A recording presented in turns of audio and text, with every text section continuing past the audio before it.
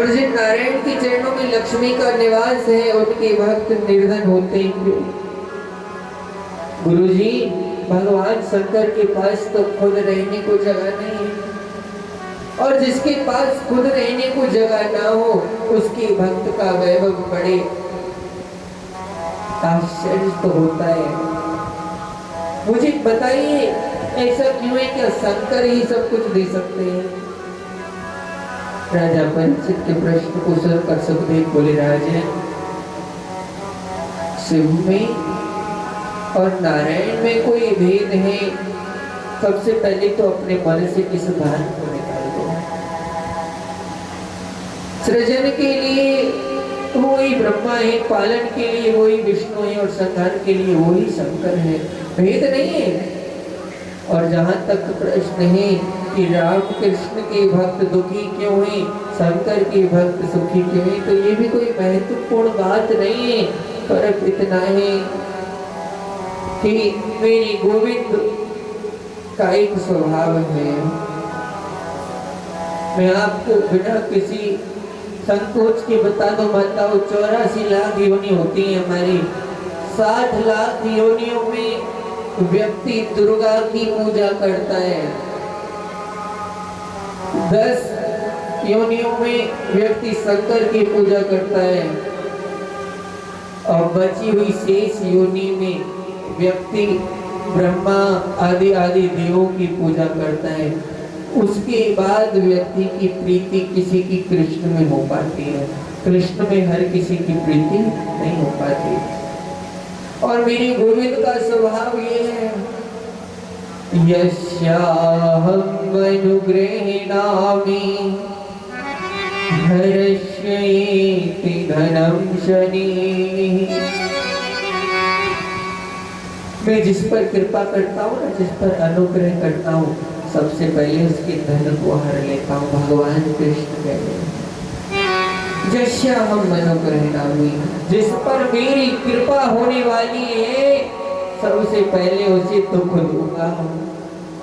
जाको हरि दारुण दुख नहीं, ताकि मत पहले हरि।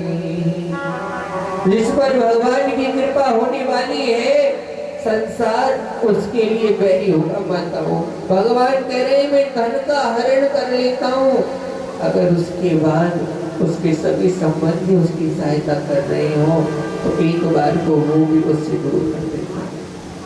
ऐसा भी समय ले आता हूँ अपने भक्त के जीवन में कि वो एक रोटी के टुकड़े के लिए भी तरसता है, वो पाई पाई का मोहताज हो जाता है। और इतनी परीक्षा के बाद भी जो रोता नहीं है, जिसका विश्वास मुझसे कमजोर नहीं होता, फिर मैं उसे इतना देता हूँ कि उसकी 7 पीढ़ियों में भी वो कभी समाप्त नहीं होता। पर पहले मैं थोड़ा ठोक पीट कर देखता हूँ। और मैं आपको बिना किसी संकोच के कह दूं मेरी माताओं कि जो जितनी जल्दी आता है ना, वो उतनी जल्दी ही आपसे जाता है। जो बिना परिश्रम के आएगा, जो बिना मेहनत के आएगा, वो उतनी ही जल्दी चला जाएगा।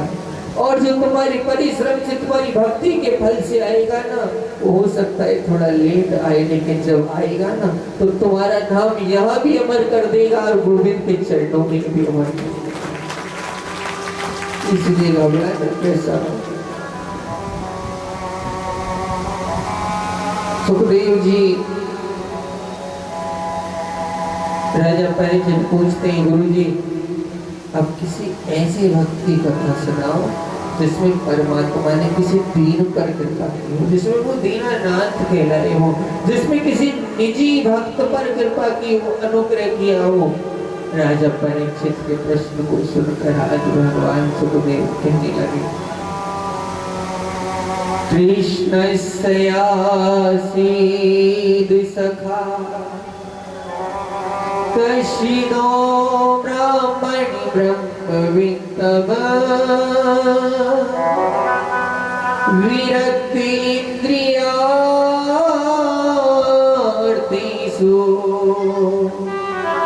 प्रशान्तात्मा जितेन्द्रियः। राजन, मेरे गोपाल के बचपन का एक सखा है, क्या नाम है? सुदामा। कृष्ण सयासीन सखा। कैसा है? बोले कश्चिदो ब्राह्मण ब्रह्मविद्ता। भैया ब्राह्मण है, और ब्राह्मण भी ऐसा है ब्रह्मविद्तम, जो ब्रह्म को जानता है। विरक्त इंद्रियार्थेषु। जीवन में सुख आ जाता है तो सुदामा रोता नहीं है, और जीवन में दुख आ जाए रोना नहीं है, सुख आ जाए तो भूलना नहीं है। विरक्त इंद्रियार्थेषु, इंद्रियों से विरक्त है। और भैया प्रशांत आत्मा, हमेशा खुश रहने वाला है, जितेंद्रिय, उसकी इंद्रियां कभी उसे सता नहीं सकती, ऐसा महान भक्त है, जिसे शायद कभी भगवान की गोदी में भगवान के साथ खेलने का अवसर भी प्राप्त हुआ है। ऐसा परम भक्त है सुदामा। संदीपन गुरु के गुरुकुल में दोनों एक साथ पलने वाले हैं। दोनों ने साथ में शिक्षा ग्रहण की। बताओ, जब भगवान गुरुकुल से चले तो सुदामा से बोले, भैया तुम्हारा कभी मन होए मेरे मुझसे मिलने को, तो एक बार मेरी द्वारिका जरूर आ जाए। सुदामा बोले, जब भी मेरा तुमसे मिलने का दर्शन होगा, मैं तो आंख बंद करके तुमसे मिलूंगा। समय बीता तेरी माताओं, समय जब बीता, भैया कोई बेटा खड़े होना, देखो पीछे बुजुर्ग बाबा बैठे हैं, उनके लिए कुर्सी दिख रहा हो, जाओ। बोलिए जय श्री कृष्ण। समय बीता माताओं, आज कृष्ण अपनी द्वारिका के राजा है और सुदामा अपनी कुटिया का राजा है।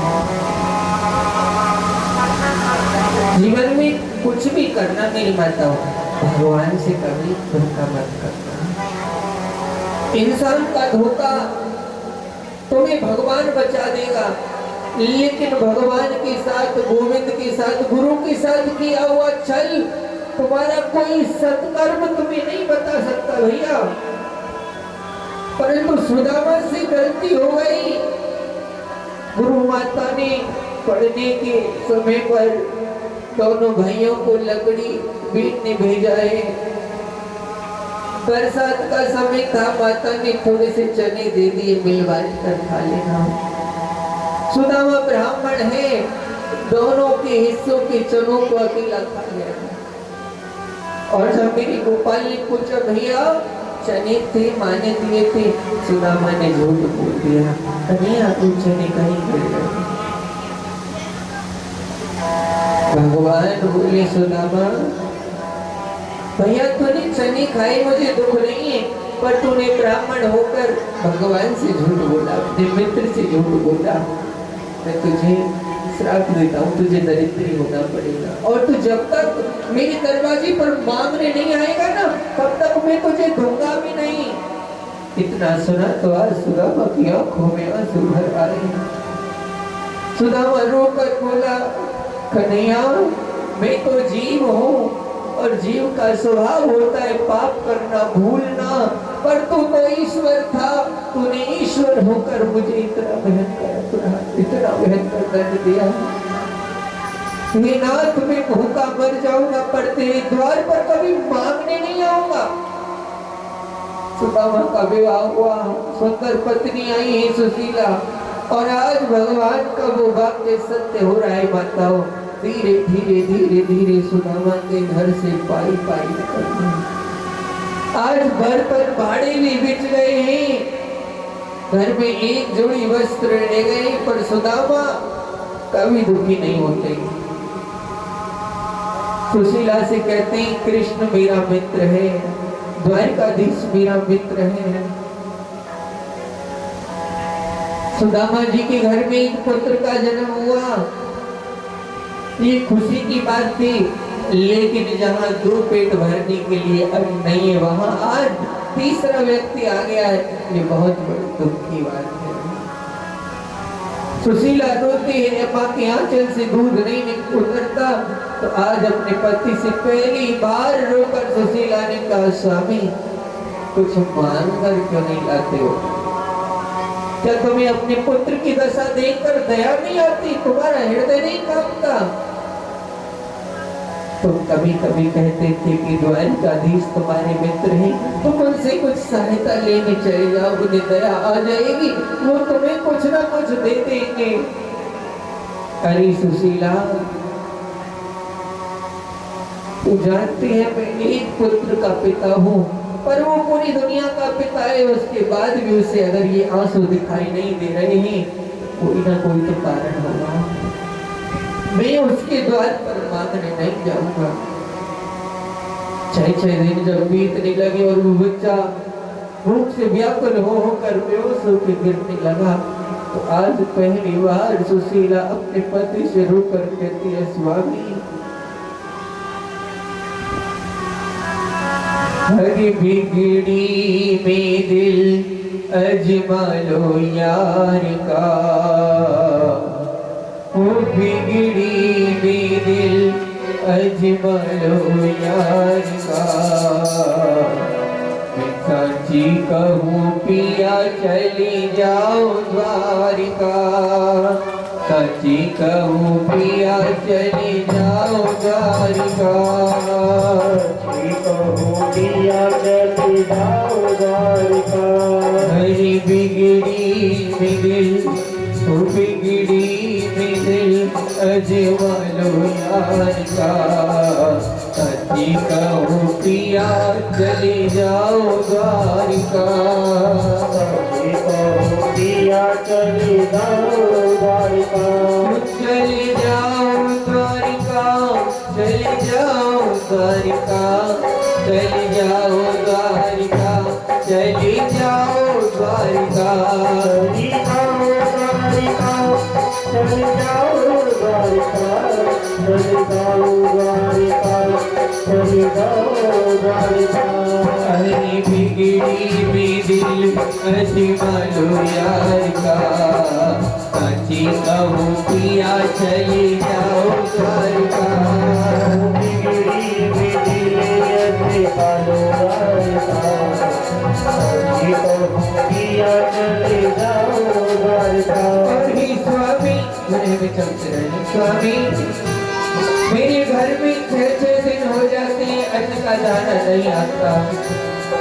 ऐसा भी क्या भजन कि तुम्हारा बच्चा भूखा मर रहा है और तुम्हें भगवान से हित है, जिसने बिगड़ी को बनाया है वही बिगड़ी संभालेगा। हर सावन को महीना पति बड़ी परेशानी है, टूटी सी बढ़िया जामे आवे रोज पानी, टूटी सी बढ़िया जामे आवे रोज पानी है, टूटी सी बढ़िया जामे आवे रोज पानी है। तुम्हारे घर पर छत भी नहीं है, तुम्हारी छत भी टूट रही है, तुम्हारे पड़ोसी के घर का पानी भी तुम्हारे घर में आता है, तुम्हें दया नहीं आती। हरि सावन को महीना पति बड़ी परेशानी, टूटी सी बढ़िया जामे आवे रोज पानी, टूटी सी बढ़िया जामे आवे रोज पानी है, टूटी सी बढ़िया जामे आवे रोज पानी है। हर गिर गया है सखा देखो पिछवाड़ का, सची कहूँ पिया चले जाओ द्वारिका, पिया चले जाओ द्वारिका। और स्वामी जिस दिन से मैं तुम्हारे घर में विवाह करके आई, मेरे दुख स्वामी जीवन में जो आई, रोई न कभी मैंने हाथ फैलाए, रोई न कभी मैंने हाथ फैलाए, रोई न कभी मैंने हाथ फैलाए हैं। सुख दुख स्वामी जीवन में जो आए, रोई न किसी के आगे हाथ फैलाए, रोई न किसी के आगे हाथ फैलाए हैं, कोई ना किसी के आगे हाथ फैलाए हैं। अब तो बुरा हाल लाचार का, साथी कहूँ पिया चले जाओ घर का। साथी कहो पिया चले जाओ घर का। तुम चले द्वारिका जाओ, पति चले द्वारिका जाओ।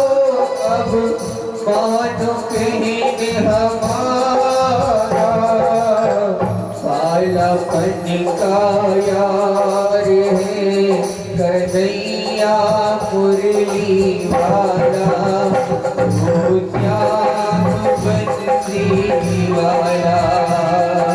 पिया मुरली वाला, ओ श्याम बंसी वाला। अरे स्वामी, भगवान के सामने हाथ फैलाने से तुम्हारी कोई बेइज्जती नहीं होगी, तुम चले जाओ।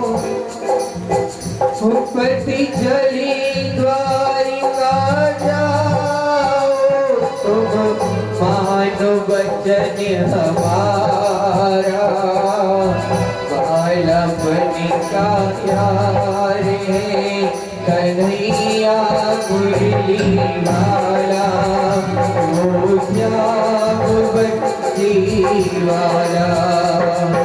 पिया मुरली वाला, ओ श्याम बंसी। घर पर छत नहीं है, कोई आसरा नहीं है, दुनिया में कोई सहारा देने वाला नहीं है। कई दिन से ना खाई रोटी, प्यारे तन पे फटी लंगोटी। बिना खाई रोटी, मेरी तनी पे फटी लंगोटी।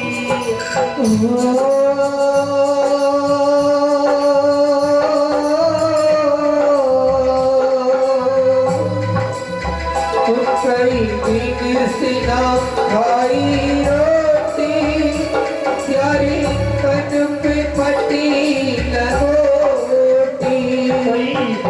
से ना खाई रोटी, मेरी तनी पे फटी लंगोटी। पैसा नहीं पास हमारे, हमारे पैसा नहीं पास हमारे, कैसे करी गुजारा, बालपन का यार है कन्हैया मुरली वाला, वो श्याम बंसी वाला। पिया मुरली वाला, ओ श्याम बंसी वाला। बालपन का यार है कन्हैया मुरली वाला, तेरा श्याम बंसी वाला। मुरली वाला, मेरा श्याम बंसी वाला। तेरा श्याम मुरली वाला।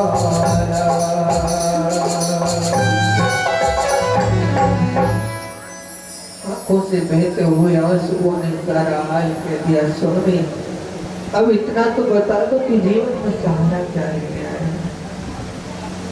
तो सारे सहारे टूट जाते हैं तो एक सहारा याद रखना है कि वो भी सहारा, उसी तो आस लगाई जाती है, उसी को तो याद करते हैं। और तुम उसके पास जाने से भी क्यों हिचकिचाते हो?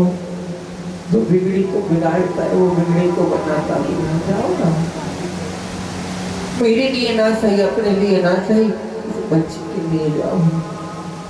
जाओ, भगवान तुम पर दया करने के पुण्य से तुम क्यों नहीं सोचते हो? तो जब पत्नी ने बार बार कहा ना मेरी मैया हो, तो सुदामा ना चाहते हुए चलने के लिए तैयार हुए, पर बोले देवी अपने मित्र के द्वार पर खाली हाथ कैसे जाऊंगा, कुछ ला कर देना। सुशीला बोली अगर कुछ लाने के लिए घर में होता तो मैं 6 दिन हो गए मेरे बच्चा को भूखे रोते रहते, तो उसे ना खिला देते। आंखों में आंसू हुए, बोली पर फिर भी मैं कुछ लाती हूँ करती हूँ। कहीं से 3 मुट्ठी चावल लाई, ये कहकर लाई मेरे पति द्वारिका जा रहे हैं, लौट कर आएंगे, मैं तुम्हारा 3 मुट्ठी चावल भी लौटा दूंगी। 3 मुट्ठी चावल दे दो। 3 मुट्ठी चावल है, कोई टूटा चावल है, कोई साबुत चावल है। भैया उसे बांधा भी ना तो ऐसे कपड़े में बांधा है जो 20 जगह से सिला हुआ है, क्योंकि जानती है भगवान जब इनसे पूछेंगे भैया तेरा परिवार अच्छा है, तो कभी नहीं कहेंगे मेरे बच्चे भूखे मर रहे हैं, ये तो यही कहेंगे मैं बहुत सुखी हूँ, उससे ज्यादा सुखी नहीं। और अगर इन्होंने ऐसा कह दिया तो मेरी इस औलाद का क्या होगा, मेरे जीवन के दुख का क्या होगा। केशव इन 3 मुट्ठी चावलों को देखकर तुम जान लेना कि एक तिनका भी इसके घर का अपना नहीं है, इसके घर में अपने खाने के लिए अन्न का दाना भी नहीं है। केशव ये 20 जगह से बने हुए वस्त्र को तू देखकर शायद समझ जाए कि एक साबुत कत्तर भी इसके घर में नहीं है, इसकी छत भी इसके सर पर नहीं है। तेरी दृष्टि शायद पड़ जाए। माता सुशीला अपनी भावनाओं को बांध रही है और टूटा फूटा शरीर है, चलने में भी सामर्थ्य नहीं है। लाठी टेक टेक कर जा रहे हैं सुदामा जी और गोविंद से बोले मैं अपने पति को भेज रही हूँ। आंखों में आंसू है, मेरे को आस नहीं है कि मेरा पति मेरी द्वारिका तक पहुंच भी जाए, पर गोविंद थोड़ी कृपा करना इस दुखिया पर। सुदामा जी चल रहे हैं, लाठी टेकते कर जब चले तो आज दुनिया हंसी उड़ा रही है। अरे सुदामा तुम पागल है, द्वारिका बहुत दूर है, अरे तुम कब मित्र रहा होगा भैया, आज कोई नहीं पहचानेगा, गरीब की अमीर से कोई यारी नहीं होती। सुदामा जी विश्वास लेकर बढ़ रहे हैं, आंखों से आंसू बह रहे हैं, चलते जा रहे हैं, चलते जा रहे हैं, चलते चले जा रहे हैं। अरे कन्हैया तेरी नगरी कितनी दूर रह गई। और जब आज चलते चलते ठोकर लगी, नीचे गिर गए तो बोले लाला भैया तेरी गर्ज पड़े तो मुझे ले जाना, मैं यहाँ से आगे नहीं जा सकता, मुझको चला नहीं जाएगा। आंखों में आंसू है। अरे मैं चलते चलते हार गया, ना श्याम तेरा दरबार मिला। चलते हार गया, ना श्याम तेरा दरबार मिला। मैं चलते चलते हार गया,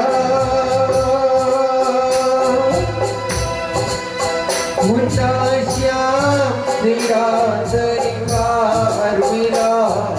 चलते चलते हार गया, ना श्याम तेरा दरबार मिला। वो भी चलते चलते, और जब तू भी मुख मोड़ लेता है, तुझे भी दृष्टि नहीं पड़ती, तो फिर कहाँ जाए, किसके तरफ सिर झुकाए श्याम, तो हमें कोई तो रास्ता बता।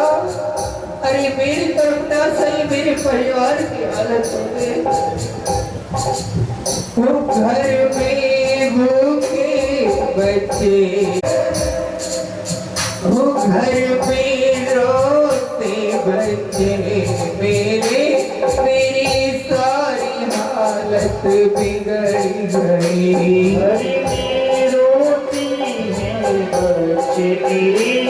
मेरी सारी हालत बिगड़ गई। चल कोई बात नहीं, मेरे बच्चे रो रहे, मुझे इस बात का भी दुख नहीं है, पर एक दुख जरूर है, तो दिनों पर नाथ है, आज तेरा वो वचन कहाँ गया। अफसोस है तेरी यारी का मेरे प्यारे, अफसोस है तेरी यारी का ना बचपन वाला प्यार में चलते चलते हार गया ना श्याम तेरा दरबार मेरा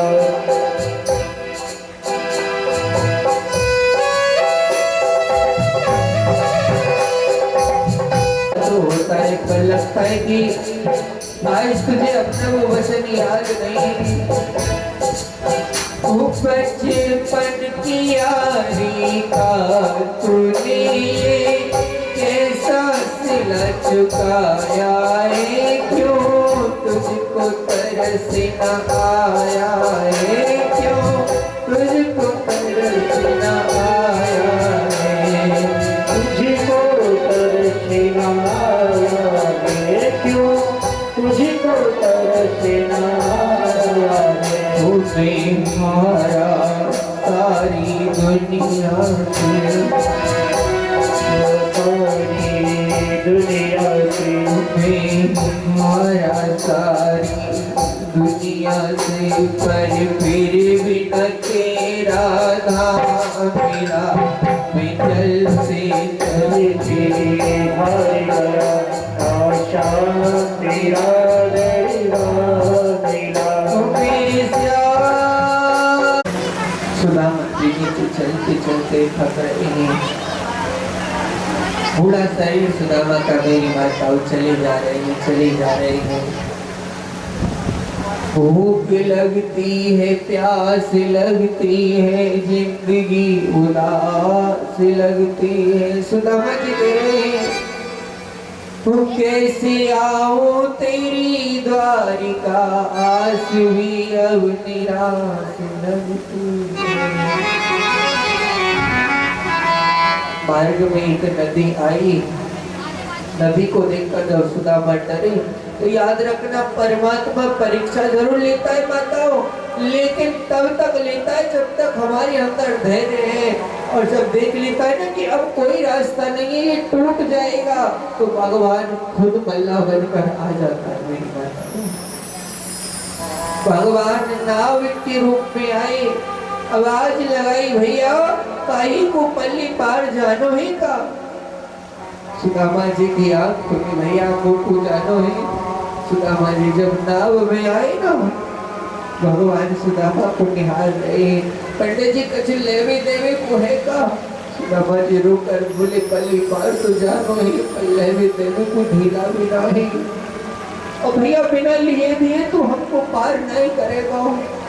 भगवान आंखों में आंसू भर कर बोले सुदामा हे ब्राह्मण देवता, तुम जैसा भक्त हो ना तो मैं बिना लिए दिए ही उसे पार कर देता हूँ, कोई तुम्हारे जैसा तो बने। नाव में बैठा लिया मेरे गोपाल ने आज मेरी माताओं। बार बार सुदामा की तरफ देख रही है। सुदामा बोले भैया कहाँ देख है मेरी तरफ, कौन हो तुम, कहाँ से आए हो, कहाँ जा रहे हो। सुदामा बोले मेरा नाम सुदामा है, द्वारिका के राजा कृष्ण मेरे मित्र हैं, उनसे मिलने जा रहा हूं। भगवान बोले तुम्हारे तन पे तो कपड़ा उसाजी ना है, वो सोने की द्वारिका में रहने तुम्हारे मित्र कैसे हो सके। सुदामा रो कर बोले अरे भैया ना बारे तेने जीवन भर नाव चला है, तुमको कहा बताओ मेरो का नहीं आता के बाल खजाने को वस्त्र को ना ही देखे, मेरो का नहीं आता बाहर को देखे। भगवान भी रोकर मन में कहते हैं वारे सुदामा दुनिया बदल गई पर मेरे हाल तो नहीं बदला। भगवान ने नाव से पार कराई। सुदामा जी आँख खुली, रात्रि को सोने के बाद सुबह जब आँख खुली तो द्वारिका में पाया। चारों तरफ जय श्री कृष्ण जय श्री कृष्ण जय श्री कृष्ण हो रही थी। सुदामा ने पूछा कौन सी नगरी है। बोले भैया द्वारिका है, मेरे मित्र कृष्ण की द्वारिका। बोले हाँ हमारे मालिक का नाम कृष्ण। सुदामा जी बोले मेरे फटे वस्त्र को देख के जी मत समझना कुछ मांग में आया हूँ, एक बार दर्शन करा दो। पास से नहीं करा सकते, दूर से करा दो, मैं दूर से दर्शन करके चला जाऊंगा। सैनिक द्वार से भगवान के पास पहुंचे और भगवान से बोले, हे प्रभु, आज एक बड़ा विचित्र ब्राह्मण आया है जिसके तन पर लगता नहीं है, पर उसके चेहरे का तेज कहता है कि वो बहुत विद्वान है। शीश पगान जगा तन पे हो नहीं जानी को आए बसों की धोती फटी सिलटी दुखती और पाँव पान की नहीं सामान द्वारी खड़ा तुझ दुर्बलित जयो चकिसो सुधा विरामा पूछत दीन दयाल को भाव बतावत हाथ नाम सुनामा। जैसे सुदामा नाम सुना, भगवान तुरंत दौड़े और दौड़कर सैनिकों से कहा, भैया तुम मेरे मित्र को बाहर क्यों छोड़कर आए, क्यों नहीं लाए? दौड़कर सुदामा को अपने अंग से लगाया, मेरे गोपाल ने सोने के सिंहासन पर बैठाया, रुक्मणी सोने के दरिया में जल लाई है, बोले लो इनके चरण धुआओ, पर भगवान ने जल को छुआ भी नहीं। हरि देखी सुदामा की दीन दशा, करुणा करके करुणा निधि रोए, पानी परात को हाथ छुओ नहीं, जल सौ पर धोए। आंखों से बहते हुए जल ने आज सुदामा के चरणों को धोया। मानो भगवान कहना चाहते, जब तक मेरा भक्त रोता है, लेकिन जिस दिन मेरे पास आ जाता है ना, मैं उससे भी ज्यादा उसके लिए रोता हूँ। तो मेरा भक्त तो करे। सुदामा जी संकोच करते हैं, भगवान ने सुदामा के चरणों के जल को पूरी द्वारिका में छिड़का और कहा, इस जल से मेरी द्वारिका पवित्र हो जाएगी, तेरे चरणों का जल है। भैया और रात पर सुदामा जी रहे, वस्त्र सुंदर पहनाए थे भगवान ने, भोजन कराया ठाकुर जी ने अपने साथ, और अगले दिन सुदामा ने तुरंत कह दिया, कन्हैया अब मैं जाना चाहता हूँ। भगवान ने पोटली को छीन लिया, कहा एक बार ही तूने छुपा लिया था, तुझे बड़ा दुख सहना पड़ा, अब मैं नहीं और दुख दे सकता। और जब तीनों लोगों की संपदा देनी चाहिए, दो लोगों को दान कर दिया, तो माता रुक्मणी ने हाथ पकड़ लिया, गोविंद क्या हमें भी उन्हीं के पास भेज दोगे? तुम कहाँ रहोगे, सब कुछ दे दोगे? तो भगवान बोले, देवी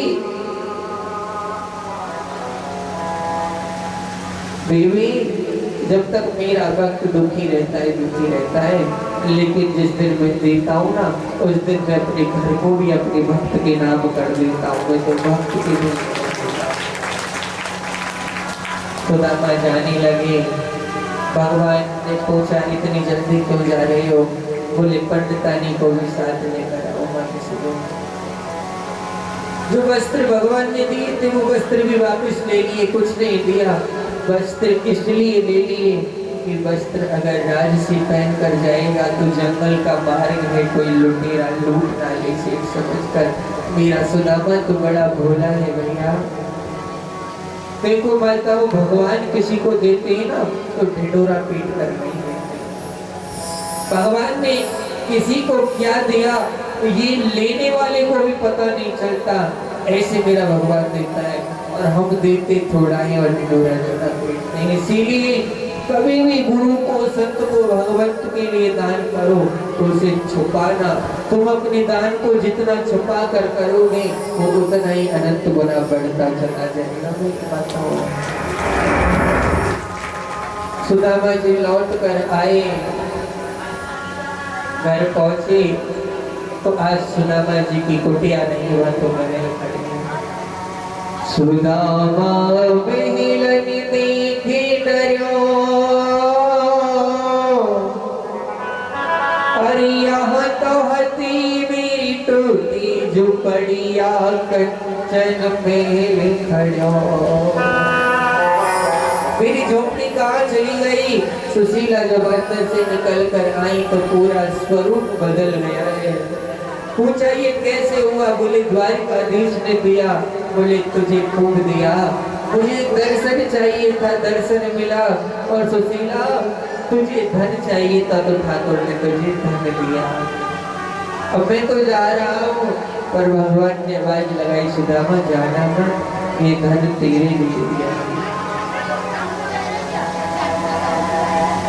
इस प्रकार भगवान ने अपनी लीलाओं को सुदामा जी को दर्शाया।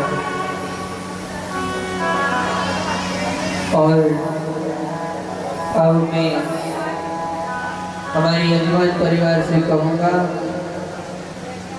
कि आप लोग अपनी तैयारी कर लें और पूरा परिवार एक जगह आकर बैठ जाए। अब हम भागवत जी के अंतिम स्कंद में प्रवेश करने जा रहे हैं।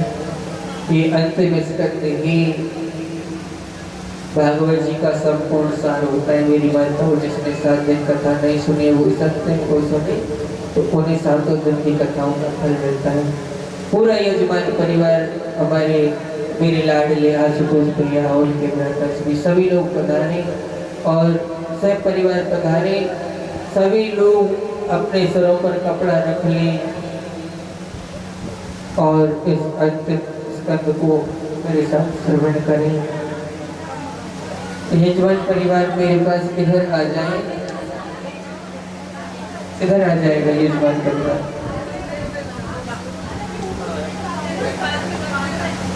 और सर पर कपड़ा रख लीजिएगा। माता जी कहाँ है? उनको भी बुला लीजिए। तृप्ति जी कहाँ है? और एक बच्चों की माता जी भी आ जाए। हाँ यही बैठ जाइए मेरे सामने।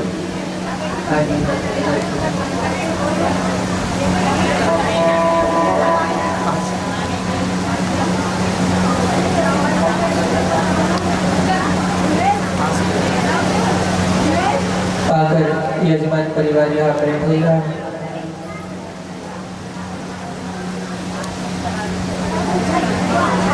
हरी मेरे बालापन की यार खुदा